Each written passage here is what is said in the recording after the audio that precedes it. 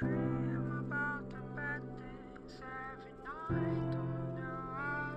my darlings, I'm Angel and welcome back to my cozy little channel.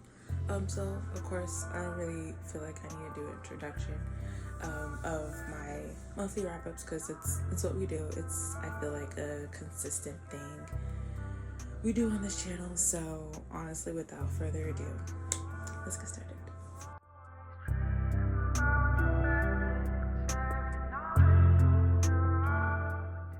So the first thing I want to point out, the first couple of things, I finished my reading goal for April. And my reading goal, I don't know if I said it, but I feel like I did in January or something like that, for like goals for the year or something. But I wanted to read 25 books for the year of 25, and I completed that last month in like April, which I didn't expect to like complete it so early. But then I'm also like, well, if I'm reading something almost every day, like the math is mathin'. So there's that. And then I also achieved one of like my other goals for the year. I wanted to read more audiobooks, or not read more, but like just get my little, I don't know what to call it, but like I wanted to try my hand at audiobooks, and I thought it would be better for me to like do immersive readings where I'm reading whether via Kindle or physical, and listening to the audio. And I did that for mostly like a lot of the books this month, which was super fun and interesting. And yeah, so I'll talk a little bit more about that, but yeah, so I can just start. So the first book I read is Get a Life, Chloe Brown by Talia Hibbert. I'll post it here. I feel like I should scoot over so the books can have a place to be. Yeah, Get a Life, Chloe Brown by Talia Hibbert. I gave that 4.75 stars. And I probably won't say when I finished it verbally, but it'll be on like the screen. And it's the first book in like the Brown Sister series, and I've been hearing that a little bit from other booktubers that I watch or follow and stuff, and how the Brown Sisters is like a good story from Talia Hibbert.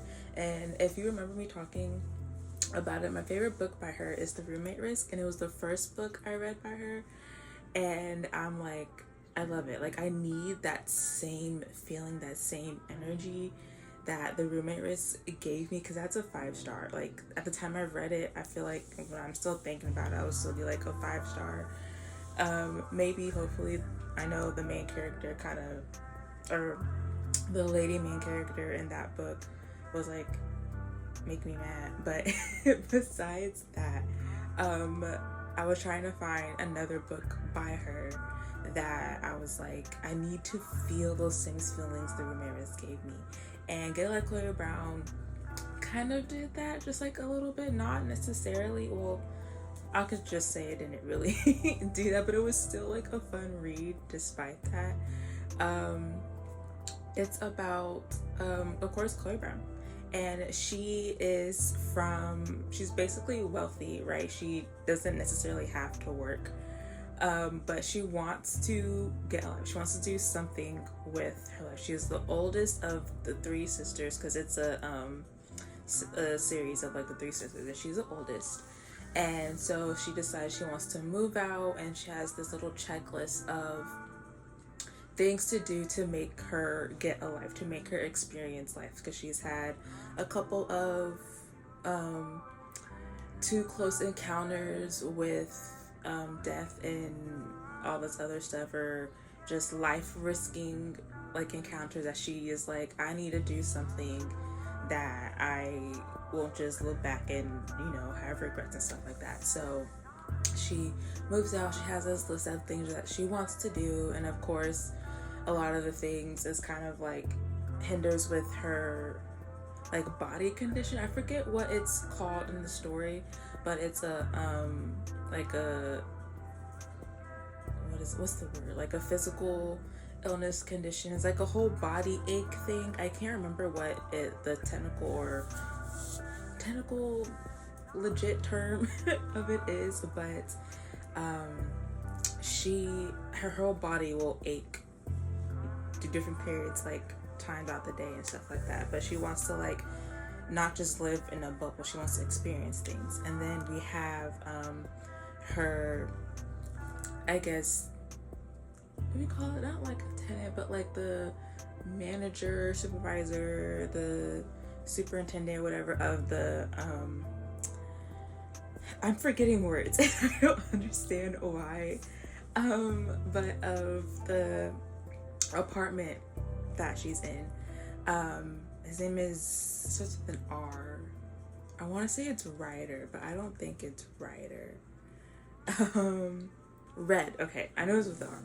Red, and they kind of have like a little, like, I don't even want to say enemies, but like kind of like a hateful disagreement banter when they first encounter each other, or like at the beginning of the book you see it, and after a while she sees how he's living like on the edge. He rides a motorcycle, he has tattoos, he's giving real edgy, just, and of course his hair is like, he's a redhead, so fiery red hair. She's like, oh, he's living on the edge, he could probably help me. So of course the two somehow, some way, get in cahoots and try to help her with like the list and stuff like that. And you know, it's a romance, so feelings ensues and all this other stuff. It was a fun read. I enjoyed it. There are times where I liked the little banter. Of course, the terminology is from like the UK, so I probably didn't understand some of like the slang, but it still didn't really take away from me enjoying said story. So I really enjoyed it. Like, it was great. The next one I read is Just Our Luck by Denise Williams, and I also rated that a 4.5 stars. Or not also, but I rated 4.5. It's about Sybil, and she is always looking on like the bright side of things. She's always like, my luck will come if I just, you know, throwing positivity in like the universe type energy. And she, out of, you know, a whim, just does a lottery ticket. So what if like I win the lottery? I could finally make something for myself. I could finally, you know, all these like hopes and dreams one would for like winning the lottery. And she thinks like her mother would finally, you know, not look at her like she's a burden, like she's not proud of her, and she won't be a burden to like her sister and like her friends. Like, she just wants to, I guess, have like a better life, for lack of better words. And one day she pops into this bakery that our main character, or our like male love interest, Kieran, and he of course was like, oh, she cute, right? Look at her, she's fine, I want to talk to her. So he runs like the donut shop that she comes in at, and of course orders donuts and stuff, and things ensues, and she ends up believing, did I say that she did the lottery? She has a lottery, you know, she has a ticket in like her pocket, right? She ends up leaving it at the donut shop, and the winning numbers are said numbers on her ticket. So like, she wins, but she doesn't have the ticket. Kieran does. And with him being a good Samaritan, because he's like, it's not right, even if it's tempting, because said donut shop is like this close to falling apart, to like, it needs repairs, it needs publicity, it needs something to keep it going. And it's tempting because like, it's not mine, like I would rather, you know. And so all this ensues. It's fake dating. All that to say, it's like fake dating, and we all know with fake dating, romance, loves eventually ensues and stuff like that. It was fun. It was a nice read. I almost bought this because it was like all over like my feed, and I'm like, I love the cover, I love the illustration, it's so cute. I love the colors, and I almost bought it, but I'm like, no, let me read it. I could get it from, because I just want to read it, and if I really enjoyed it, then I will buy it. I enjoyed it, but I don't know if I will really read it again, if I could like say that. But I really enjoyed it. Funny story by Emily Henry, and I gave this 5 stars, and I was literally trying to talk myself out of giving it the 5 stars that I'm pretty sure others would say it rightfully deserves. Because this is the first book I read via, or not via, but like in tandem with the audio, and I've been hearing from, I would say people, but literally one booktuber, Kalia,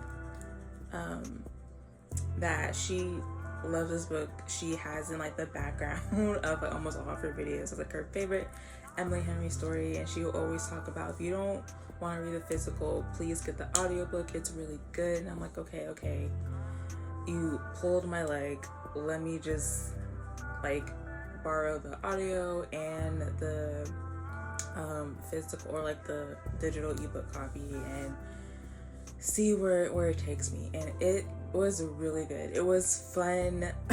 I really enjoyed it, more than like I thought it would. And while I was like reading it or contemplating it, I was like, maybe it's a 4.5. Maybe I was like trying to talk myself into not giving it 5 stars. But if I felt like if I read this,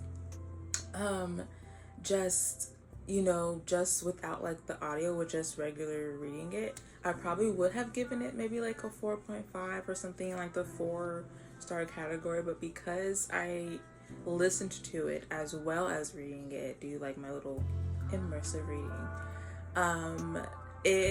it was like a nice experience. Like, it was really fun, and I read this I think in 2 days because of the audio. Granted, I will listen to it on like 1.5 to 2.0 speed because I have it right here, right? But it was like really fun.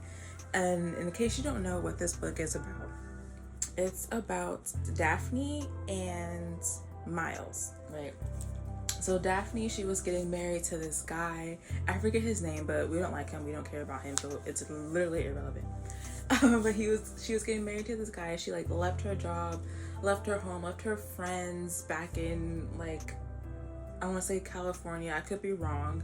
And moved all the way to the East Coast, and like the northern East Coast area, maybe Jersey. I have no idea, but somewhere up there. And they're gonna get married, and she like literally loved this guy. And then the week of his bachelor party, he's out with friends, and they're congratulating him, taking pictures and stuff like that. Why does he come home to the house that they're supposed to be sharing and living in, saying how, hey, you know, my best friend Petra, we love each other, and we are going to get married, me and my best friend. Like, we discovered we love each other, so I'm gonna give you a week to find another place to live. And I'm laughing because I would have been unhinged. Like, he would have, oh my gosh, like if I was not the introvert that I am, and I was in like a fiction romance book, I would have burned everything he owned. Like, I would have been so unhinged. Like, what do you mean? What do you mean? And then get this, the person, I think his name was Peter. So like Peter and Petra, right? But also we don't care because he is literally trash. Like, Petra was dating Miles, and of course they were dating for like a long time and whatever.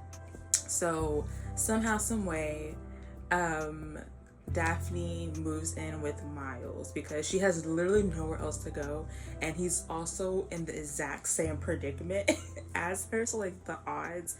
And so they're like roommates. You can say forced proximity roommates, friends, and then eventually question mark lovers, and then became like, it was like friends and then like fake dating, and we all know where fake dating leads to, and then eventually like lovers. And it was a fun read. And what also I thought was like super cute is that the narrator of the story, she does like the voices and stuff like that. And our character Daphne, she's a librarian, and every Saturday she reads to like the kids and stuff like that, and she does all the voices. And so with our narrator also doing all the voices with these characters, it was so fun. It was literally so fun. So literally it was a great read, and because of the audio, it became a 5-star. So if you're wanting to try an Emily Henry book, I personally recommend A Funny Story. I'm probably biased because it's the only book I've read, and honestly I feel like it's the only book I would want to read because everything else doesn't really seem interesting to me. But I kept hearing Funny Story around, kept hearing that one be recommended, so I'm like, okay, let me try it. I enjoyed it. It was fun. I had me a laugh. And overall, it was a great story. It's literally a funny story because what are the odds? Like, I would have became violent. I would have became violent. I'm sorry. I would have became violent. Like, what do you mean? Moving on. So the next book I read is The Josiah Heir by Sarah Hashem. And I also rated this 5 stars. And I also listened to this via audio, which was also amazing because it had 2 different narrators, one for like our main woman character and one for like our guy main character. But one thing I didn't really like was the guy narrator for the character, because his voice sounded older than what our character probably is, and that just didn't really sit right with me. What's his name? Aaron? Yeah, Aaron. And then we have Sylvia. So like his narrator, personally, nothing against him, but I just feel like his voice was older for Aaron than what I would have kind of like. So once his chapter at every few chapters came along, I'm like, okay, let me just get through this, because it didn't really sound like, to me in my head, how I think Aaron would sound like, right? But Sylvia, that's her right there. And it's also fun because there's like words from a different like culture. So like, I want to say, hopefully I'm not wrong, but like Indian, Persian culture, Egyptian type culture. So some of the things that you probably wouldn't be able to pronounce, or that you're pronouncing wrong, you'll hear it. And that was, I don't know, that just felt nice the way it sounded. But the premise of this, they reminded me of This Woven Kingdom because of the description, but how the story goes is nothing like it, which is totally fine, but like the premise of it. So The Josiah Heir is about, of course, this woman named Sylvia. She's like between 18 and like early 20s. I can't remember which, but she's like essentially like a young adult, right? She, like, her kingdom has been, she is the last living heir of like the Josiah kingdom, and because her kingdom has been like burned down and all this other stuff, and no one kind of wants her kingdom to rule because they felt like they had like more power than everyone, was like overruling, and you know, all that other stuff. And she's, no one knows, but everyone thinks that everyone from the Josiah kingdom has passed on, like there's no more to exist, or at least no one of like the royal blood, right? She was supposedly died way back when, but she is living this small town, this small village, trying to keep quiet, live like essentially a quiet life. Her real name isn't Sylvia, right? Because we know she's the other heir, or like the rightful heir to the Josiah like kingdom. yeah, so like living like a quiet life, and of course she encounters like the prince, and somehow some way the prince discovers or has like an idea that she's not who she says she is, but he can't pinpoint what it is. So there's that.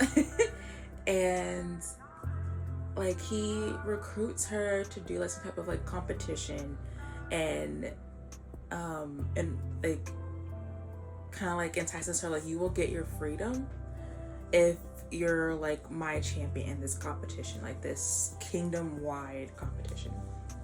And I'm probably not explaining it the way it's supposed to be, but just think of like the premise of it reminded me of this woven kingdom, with a forgotten heir of like a kingdom that's like supposed to be dead and gone and no longer like existing, right?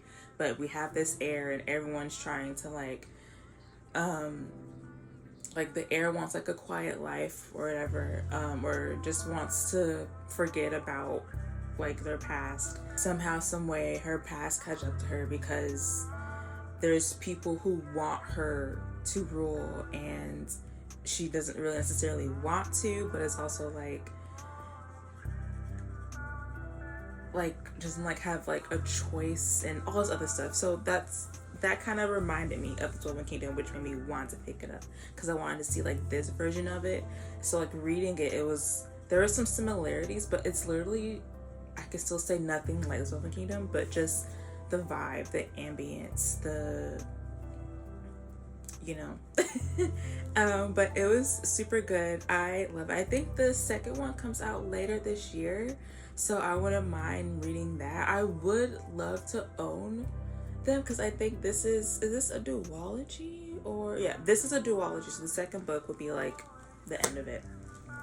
And I wouldn't mind owning it, but I want to see if there's going to be like a special edition with like sprayed edges and stuff like that, and like a different cover, because the cover, I really like it. It looks super cool, fantasy, I love it. But if there's like a different one that I might like, I want to see if I could just get like that version. So I'm gonna like wait, because I do want to own it, because I wouldn't mind reading it physically and just seeing the world and stuff like that again. But yeah, the second one comes out later on this year. I think like the fourth quarter of the year. I just know it's like somewhere like winter-esque, like late fall, winter-esque, like just later on this year. And I'm excited to read that. But Shot Air, 5 stars. I recommend this. The next book I read is The Phoenix King by Aparna Verma. I also give this 5 stars, and I also read this with like the audio, and this was also super fun, because there's like 4 to 5 different characters in here, and they all have different voices. And of course it's like another one of those like culturally fantastical stories, which I like super love, because then you hear how they pronounce certain words and foods and like their culture, and it's overall super fun. And I can know that I would have pronounced those things wrong, and I now know how they're supposed to sound, right? And like I said, the audio is super fun. There's like a big cast, and it was great. Like, I enjoyed it. The Phoenix King, can I see what, or remind myself what it's about? Oh, because it's really good. It's a trilogy. I think the second book is out, and the third one comes out later this year. I can't recall. Do not quote me on that. But this is, I'm trying to see. So in this one, we have a princess, kind of like a princess, royal times bodyguard, assassin trope, which was super interesting. I was like, oh, assassin turned a bodyguard? Okay, like, let me see what that's hitting on. And of course, there's a little like romantic tension and stuff like that. Kind of also with the Jasad air as well, but not as much as it was in The Phoenix King. But but I don't even know how to explain it. But it's like, I don't think I can explain it. It's really good. I may just have to read you the description, even though it's kind of long. But okay, so for Elena Adaya Reverence, the fire is yearning. She longs to feel worthy of her phoenix god, of her ancestors who transformed the barren dunes of Sion into the thriving kingdom. But though she knows the ways and wiles of the desert better than she knows her own skin, the secrets of the eternal flame elude her, and without them she'll never be accepted as queen. For Leo Mahari Reverence, fire is control. He is not ready to give up his crown. There's still too much work to be done to ensure his legacy remains untarnished, his family protected. But power comes with a price, and he'll wage war with the heavens themselves to keep from paying it. For Yasin Knight, fire is redemption. He dreams of shedding his past as one of Sion's most deadly assassins, of laying to rest the ghosts of those he has lost, of joining the court of flame and serving the royal Ravenous family. The very people he once swore to eliminate will earn him that, and he'll do it no matter what they ask of him. But the Phoenix watches over all, and the fire has a will of its own. It will come for all three, will come for Sion itself, and they must either find a way to withstand the blaze or burn to ash. So it's great. Like, I don't know what to tell you. It's super great. It's super great. Like, it's great. Like, I don't, because the way I would say it, you'll just get more confused, and it's great. Like, I would advise that you read this in tandem with the audio, because it's good. There's like, can you see how excited I am? Like, it's really good. And also, I ordered a special edition of this book because I'm like, I want to own it, but if there's a special edition that I like, I would rather own that. And a special edition of this exists. When I get it, I'll share it. I ordered it like sometime before April ended. So whenever I get it, I'll share it, and of course link where I got it in case you want it. But yeah, so like whenever I get that, I'll share it and rave more about the Phoenix King. But it's really good. It's really good. Like, I can't explain what it is, but it's really good. And if you're going to read it, this, and of course in like Just Saw It Air, I would advise do the audio, because you just have to. Like, I don't know what to tell you. I don't know what to tell you. Next, I read Nightbane by Alex Asher. It's book 2 in the Lightlark, I want to say trilogy or series, I don't know. And I gave this a 4.25 for a couple of reasons. Because of course, Lightlark, I enjoyed it. That was 5 stars. I enjoyed it more than I thought I would, which, you know, enticed me to get the part of the reason why I got the special edition version. But when this book was recommended to me by another booktuber, recommended to me as in she talked about it in a video and would always talk about it in like a lot of like her videos, how much she loves the Lightlark series. But she mentioned that Nightbane was more romance heavy than Lightlark was, and I was like, okay, like I'll still read it and see if I have, you know, that same thought or whatever. And I do have the same thought. It was more romance heavy, and there were like some parts that I was kind of like, just,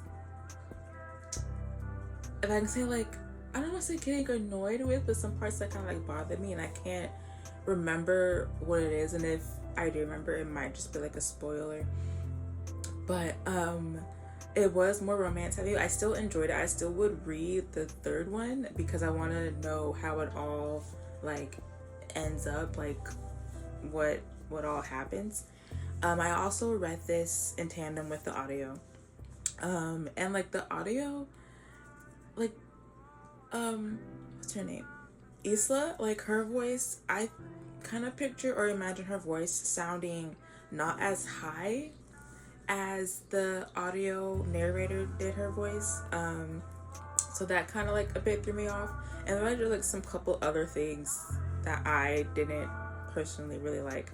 A lot of the, not like, it's okay, but I would have preferred differently. Right? It's like nothing really much happens. Of course, you're still getting like plot points like here and there, but the climax happens like towards the end of the story, towards like the 85 to 90%. That's when it all like starts happening, and it seems like bam bam bam bam, like everything is happening all at once, which is fine, I guess, but it's also like, then what happened for like the first half of it? So I guess it was like leading up to that, but it was like, I mean, if you're gonna just, you know, spread it out or something, I feel like I'm shopping. But either way, it was like still good. I still enjoyed it. I'm still going to read the third book, so I want to see like how it happens and like what happens and who like she gets with, Isla gets with, and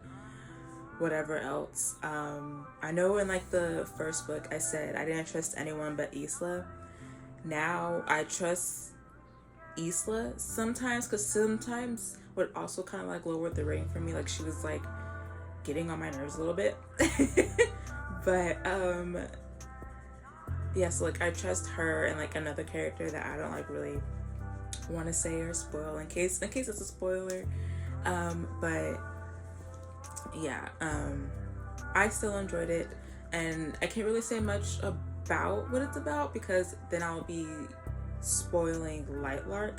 But it starts off like right when wherever Lightlark ended, it started off like Nightbane started off from that. So, which I think is great. I personally like when books start off like, you know, like seamless. Like it seems like you weren't really, you know what I mean? You know what I mean. The last and final book I read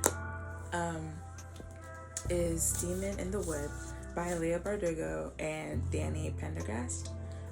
So on I want to say on Storygraph I rated this 4 stars, but I'm thinking of changing my rating to maybe 3.75 because, you know what, let me do that right now. Okay, so this is my only physical book that I read this month, or the month of April, which was like, okay, and it's like a comic book. So yes, Demon in the Wood by Leah Bardugo and Danny Pendergast. So I'll say this, or I'll share why I gave it, or I changed my rating to 3.75. When I first did it, I was like, okay, I enjoyed, like, the main reason why I gave it 4 stars was because I really love like the art style of it. If I can just flip to like a random page that's not, you know, like, I love the art style, and of course you can see the art style on like the front cover, so I didn't necessarily have to open the book. But I enjoyed the art style, and it's kind of like, as being an artist personally, that just lifted the rating more so. But now, since I sat and thought about it, I was like, I think I'm gonna change my rating to like 7.5. And I didn't know how to feel about it after I read it, because I'm like, I just don't know what to say, kind of, except for I like the art. Except for that, right? Because I haven't read the Shadow and Bone trilogy. I don't see myself reading that, even though I love Six of Crows. I love The Language of Thorns. I may try to see what Night House is hitting on, and I think she did like another book that's outside of like the Grishaverse universe, right? So I might see what her other books are hitting on, because I do love her writing style. Like Six of Crows got me, and then Language of Thorns, that also got me. So I was doing this for the sake of, I like your books, and the art style from this artist is pretty great. So Yeah, so coming from someone who hasn't read or seen the Netflix series show of like the Shadow and Bone trilogy, um, I still enjoyed it, though I would say if you've seen and or read the Shadow and Bone like books and show and stuff, then you'll probably enjoy this more. But when I was looking through the reviews of this book, I was trying to see like, okay, can anyone articulate how I can review this, because I don't know really what to say. I don't know how to word like these things, like how can I review it. And one or a couple that I kept seeing is that they wish that there was more of a narrative to this. It's just, which I'm thinking about, like, yeah, there really isn't a narrative except for like, no, there isn't really a narrative except for like the first like couple of pages, and even like at the end then there's like a little narrative, but even then I feel like that's just him talking. But there wasn't a narrative, so it's supposed to be like an origin story of like the Darkling, who's, I'm gonna keep saying it, the character of Shadow and Bone, and trying to see like how, like where he came from, how he originated, all this other stuff. But it doesn't kind of say that. It shows just like a scene in his life that we know is based off of the context clues is repetitive. He's always moving from one place to like another. He can never stay stationary in a place for too long. And because of, I'm guessing, what he is and what he can do, personally I feel like, and also what other reviewers say, that they wish we would have gotten like a narrative to kind of help with the story. Even if it's like a little bit thicker, people will still, I feel like I probably would have still bought it. But if this was like a little bit thicker, had more of like a narrative of where he actually came from, and just more about like his life and like who he is and like what he is, it would have probably been like a better read. Because coming from someone with no background knowledge, I was like, oh, okay, it just seemed like a random, like a day in my life type story. Not trying to make that sound like negative, but like I said, wish there was like more to it and more of like an origin story instead of like a day in my life, a week in my life type story, right? But other than that, it was really good, because even on the back it says the Darkling's origin story comes alive in this exquisitely illustrated prequel to Shadow and Bone, to the hit Netflix series. So it's like a prequel, so it's kind of like before he was, I guess, the Darkling, right? But then it's also like not necessarily an origin, because there's no narrative. We just kind of get a hint of, okay, because of X, Y, and Z, he did A, B, and C type of stuff. So it's not, you know what I mean? So 3.75, but it was still, I still enjoyed it. Like I said, I really did love the art style. I kind of wanted it for the art style, so there's that. But also because I like a lot of Lee Bardugo's stuff. I say 3, but I feel like if I like 3 of an author's books and stuff, I would still like their work, more or less, right? But yes, that's the last book I read in April. Thank you so much. It's getting dark. The sun's going down because my window's over here. But thank you so much for spending time with me.